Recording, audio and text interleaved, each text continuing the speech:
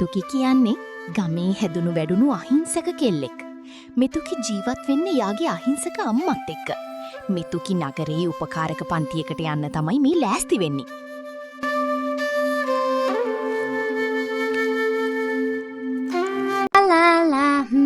happy la la la la la la. මෙතුකි පන්තියෙන් එළියට එනවත් එක්කම තවත් ගැහැණු ළමෙක්ගේ ඇගේ වැදිලා දෙන්නත් එක්කම බිම වැටුණා.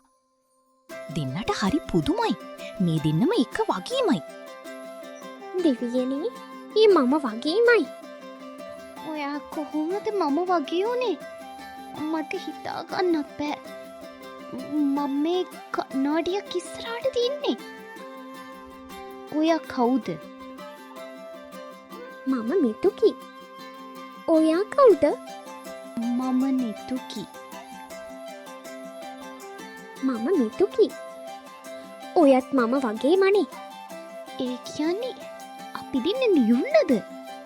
මට එන්නේ තාත්ත විතරයි. අම්මා අපිව දාලා ගිහින්. මට අම්මා කියලා තියෙන්නේ තාත්තා අපිව දාලා ගියා කියලා. මම හිතන්නේ අපි නිමුන්නු. අම්මයි තාත්තයි වෙන වෙනකොට අපි දෙන්නත් වෙන වෙලා. මට තාත්තව දකින්න තාහසයි.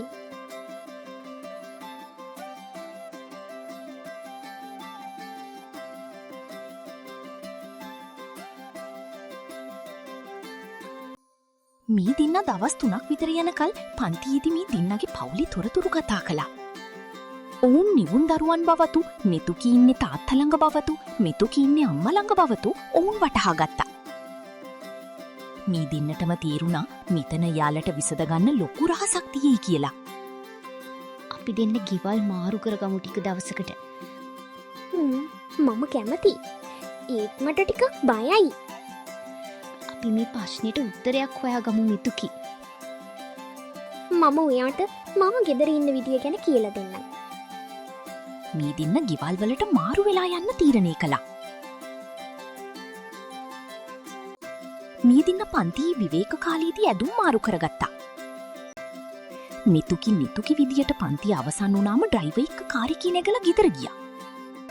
මෙතුකි විදියට ගමට යන බස් එකේ නැගලා අම්මා ළඟට ගියා. දෙන්නම ගෙවල් දෙකට ගිහින් ටිකක් බයින් තමා හිටියේ. හැබැයි මේ දෙන්නගේ වෙනස අඳුරගන්න අම්මටයි තාත්තටයි ලොකු කාලයක් ගියේ. මෙතුකි පුතේ, ඔය ලිප පොඩ්ඩක් බලනවද? මම හොදි එක තියලා ආවේ.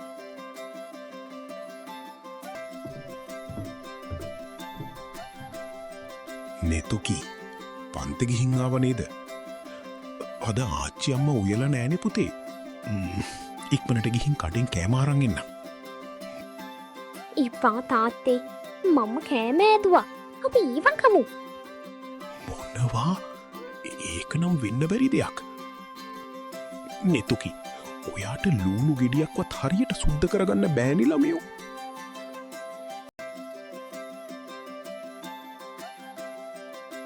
මොකද මෙතුකි මේ?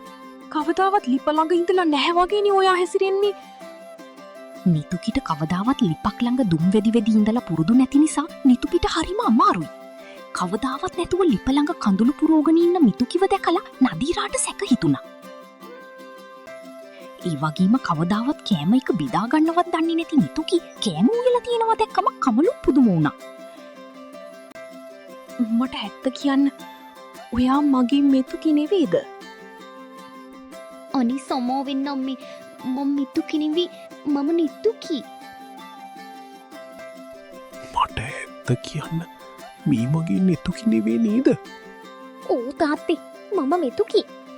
මයි නිතුකි පන්තියේදී හම්බුනාම අපි දෙන්න තමයි තීරණය කළේ ගෙවල් මාරු කරගන්න බලමු කියලා.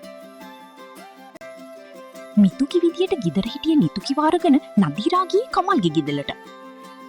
නදීරා, ඔයා මෙහි? කමල් මොනවද ඔයා මේ කරන්නේ? මාවයි දරුවයි පන්නල වෙන ගෑණියෙක්ව ගෙනව මදිවට දැම්මගේ දරුවවත් මාරු කරලා ඔයා ඊළඟට මොකද්ද කරන්න හදන්නේ?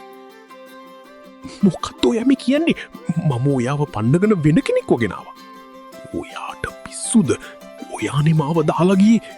ඔයානේ නදීරා, මම ඔෆිස් ගිහින් එනකොට ලියුමක් ලියලා තියලා ගිහින් තිබුණේ. ඔයා ආදරය කරන වෙන කෙනෙක් ඉන්නවා. එක දරුවෙක් කරන් ඔයා යා එක්ක යනවා කියලා ඔයානේ ගියේ. මොන ලියුමක් ගැනද ඔයා මේ කියන්නේ? තිරියනේ මං එහෙම දෙයක් දන්නේ නැහැ කමල්. මම එහෙම ලියුමක් ලිව්වෙත් නෑ. ඔයාගේ අම්මගේ රණ්ඩුවක් නිසායි මං එදා මෙතුකි වරම් මෙහින් ගියේ. මම බලාගෙන හිටියේ ඔයා මාව ඔයාගෙන ඉවි කියලා ඊත්.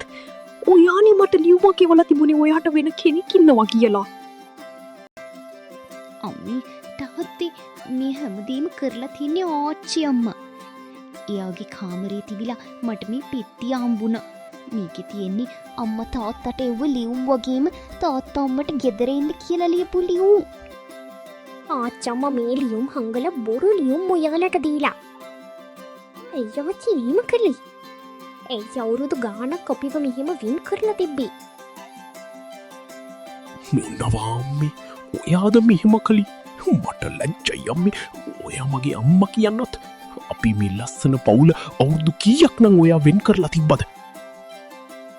මම කැමති වුණේ නෑ මේ කොහේවත් යන හිගන කෙල්ලෙක්ව මගේ පුතා කසාට වදිනවට. මට ඕන වුණේ මේ කසාදෙ කඩලා දාලා කොල්ලට හොඳ කැනකින් මගුලක් කරලා දෙන්න. මම ඒකයි එහෙම කළේ. එහෙම වෙන්නේ නෑ. නතිරා ඔයයි මෙතුකි අද ඉඳන් මෙහි ඉන්න ඕන. අපි ආයි කවදාවත් වෙන්නේ නෑ. දැන් මට මගේ දුවලා දෙන්නම ඉන්නවා. කමල්ගේ අම්මා වුණ විමලා කරපු දේ ගැන ලැජ්ජාවෙන් පසුතැවෙමින් බිම බලාගෙන හිටියා. ආයිම අවුරුදු ගානකට පස්සේ නදීරාගේ කමල්ගේ පුංචි කිල්ලෝ දින්නගේ ලස්සන පවුල එකතු වුණා. එකමලේ කිරි කරපෙව් එකම කුසයේ හුස්මගත් දෛවයේ සරදම් මැදින් වෙන්ව ගිය මල් කැකුළු දෙක් සෙනෙහසේ නාමයෙන් යලිත් හමුවී අද දිනේ නොබිඳෙනා ලෙස බැඳෙනු ඇත ලේ නෑකම් ජීවිතේ.